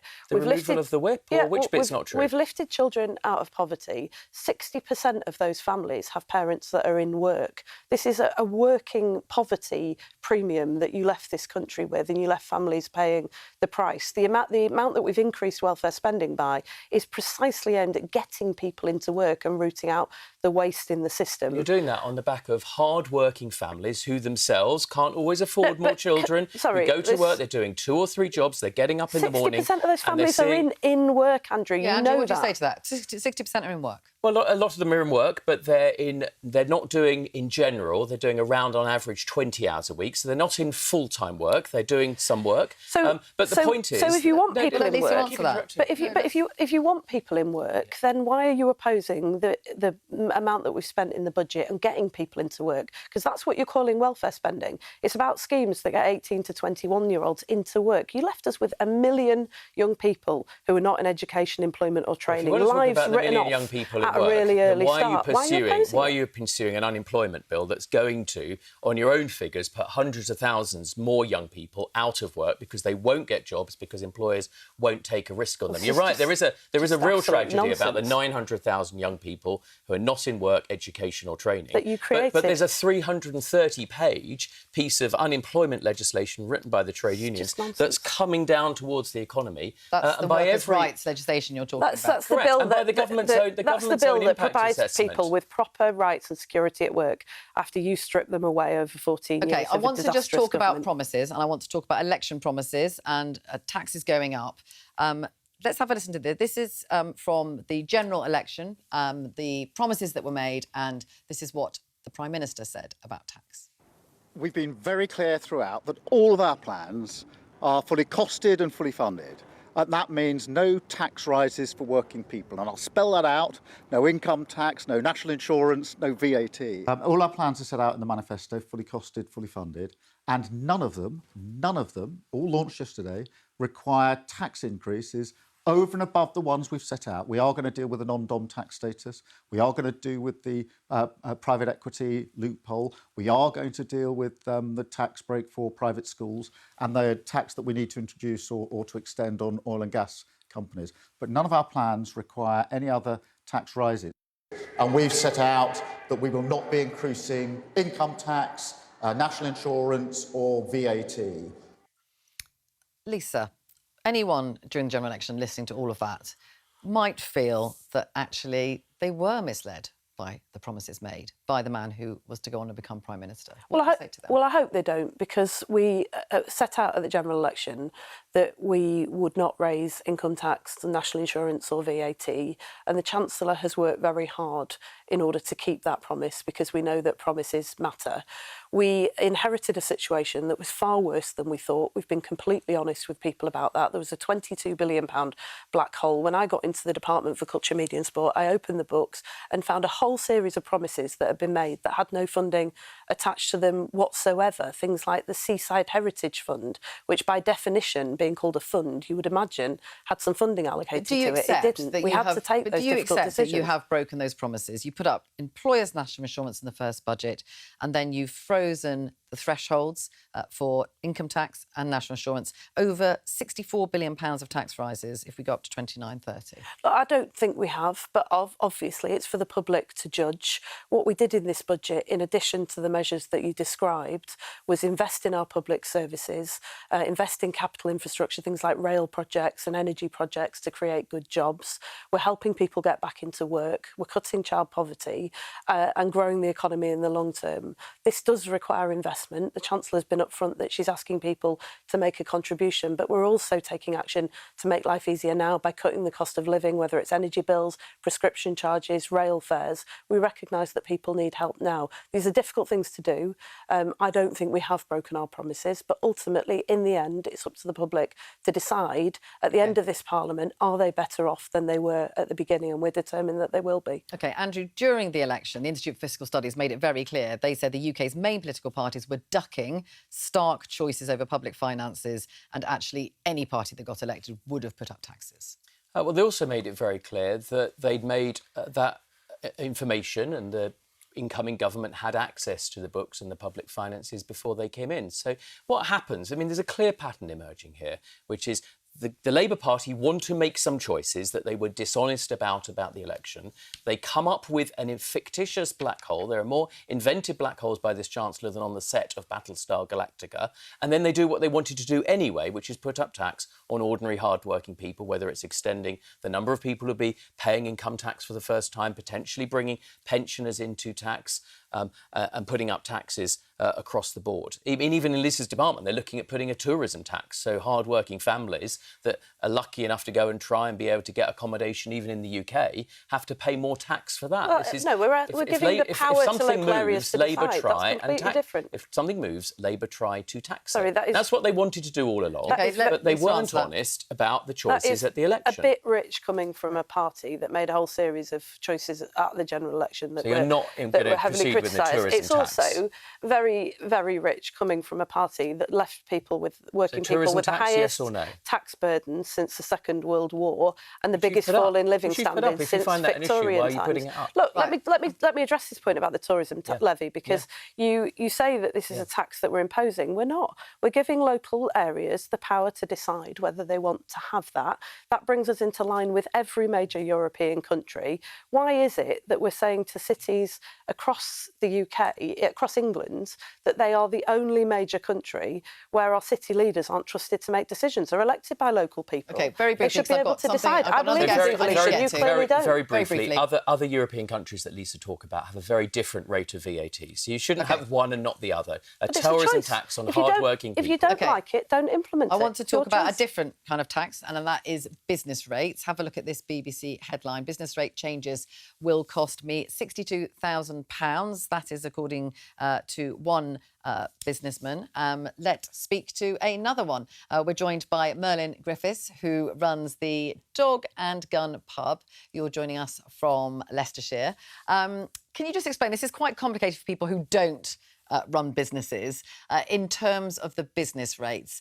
They have been discounted, haven't they, since COVID? And this is in some ways phasing that out, isn't it? Yes, it's a combination of that. It's from my side as running a small business, I find it slightly disingenuous. Granted, we have a lower, what's called a multiplier at 38.5 pence, where it used to be 43.5. But off the back of that, we've lost any relief. The previous relief was moved in the last budget from 75% to 40%. That 40% has now been reduced to nothing.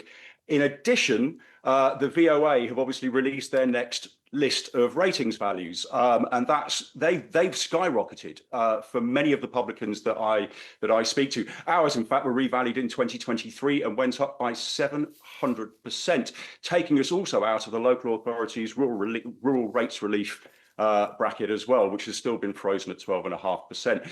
Bottom line, it means that we're going to be paying more. And once again, the cost of business is getting more expensive. It's very difficult. What would it mean for your pub, do you think? Is it possible to say?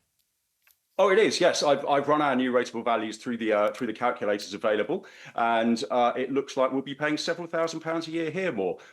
That's at the lower end. Other publicans that I speak to look like they're in line for much higher rises, and it's disappointing because it was my understanding, correct me if I'm wrong, please, but was it not a core manifesto promise to reform business rates and make them fair?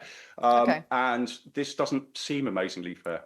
OK, Merlin, just stay with us because I have got someone from the government here, Cabinet Minister Lisa Nandy. What do you say to Merlin about that? Yeah, I mean, look, I really appreciate how difficult it is, and I'm not going to dress that up because he's right that there are some businesses in this year that will pay more. But what we've done is two things. The COVID relief scheme is coming to an end. That was always a temporary measure. And we've put in place a transitional package to support businesses. So the smallest businesses will be paying the lowest rates now from April for 30 years. For those who are affected by a rise, we've capped that rise at 15%, and we've put over £4 billion worth of support into helping that. We're also taking other measures as well, but the biggest single measure that we're taking to help businesses like yours is to reform those business rates, as you suggested, so that permanently now high street businesses, retail, leisure, hospitality will pay lower rates, and we've done that by taxing the online giants. So you will see those filtering through the system. There is support now, and we're also doing other things like cutting the red tape when it comes to apply for licence changes, which is what a lot of retail and hospitality businesses ask us for. Merlin, can I just say ask you then your response to that? But presumably you wouldn't expect the same COVID discounts, if you like, to continue forever, would you? No, not at all. And obviously, as I said, in 2023, our revaluation went up, but 700%. And the publicans I'm speaking to are all quoting rises in their VOA values of between 200 and 800%. That's rather a large rise. And you say about sort of levelling this playing field, no more than 15%. My reading around this shows only a 6.4% rise for online warehousing. So again, you know, they're benefiting from a lesser rise. We're benefiting from more in already a highly taxed trade. Not forgetting, you know, we had a raise in employers' national insurance contributions last year. No movement on that. Many of us as small businesses are still, in fact, servicing COVID debt from the loans we were forced to take out due to forced closure. It's just piling on costs. So lowest in a long time, but somehow we're still paying more. OK, just briefly on that. Yeah, I mean, look, the reason that you're not seeing it filter through is because, as you rightly say, because this temporary scheme that was put in place during COVID comes to an end at the same time as the regular 3-year revaluation takes effect. And we've recognised that. That's why we're putting in over £4 billion to try and support people through that transition period. But also the measures that we're taking on the cost of living is designed to deal with what has been a very long-term problem for our high streets, which is that we've got bricks and mortar businesses that pay rates of tax that online giants don't, and we've taken action to reform that. But we're also putting more money into people's pockets through rises to the minimum wage, through cuts to living costs, which will enable those working people to go out and spend every penny that they're not saving on the high street, in local businesses, and starting to turn around what has been a really vicious cycle in towns like Wigan, where I live, where ever since austerity, we've had people who just don't have enough money to spend in the pubs and on the high street. OK, Merlin, just stay with us. Andrew, what's your reaction to this? I mean, you presumably say you wouldn't increase rates, so what would you do? There's an issue here.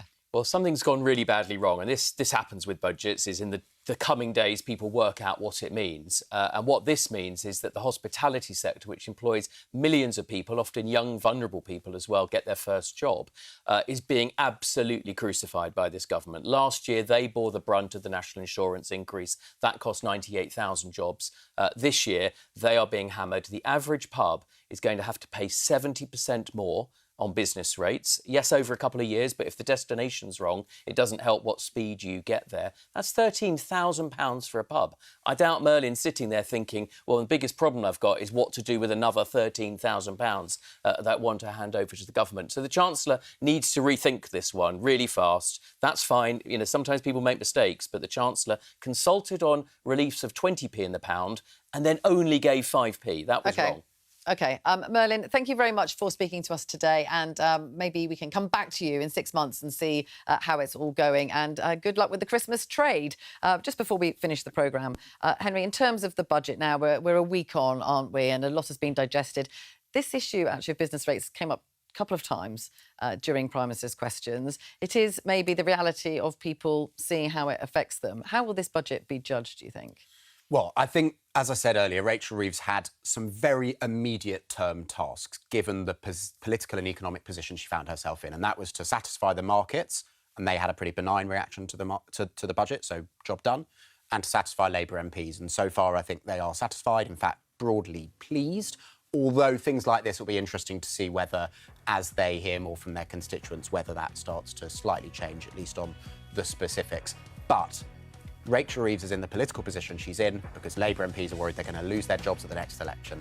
And until that changes, I don't think much will change for her. And what about the promises, very briefly, just about whether promises have been broken or not? Do people just not trust politicians?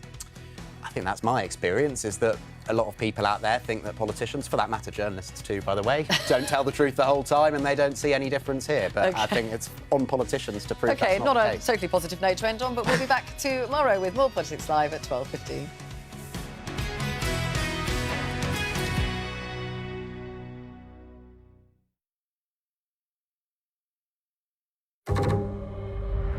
Hello, my love. Can't wait to see both of you.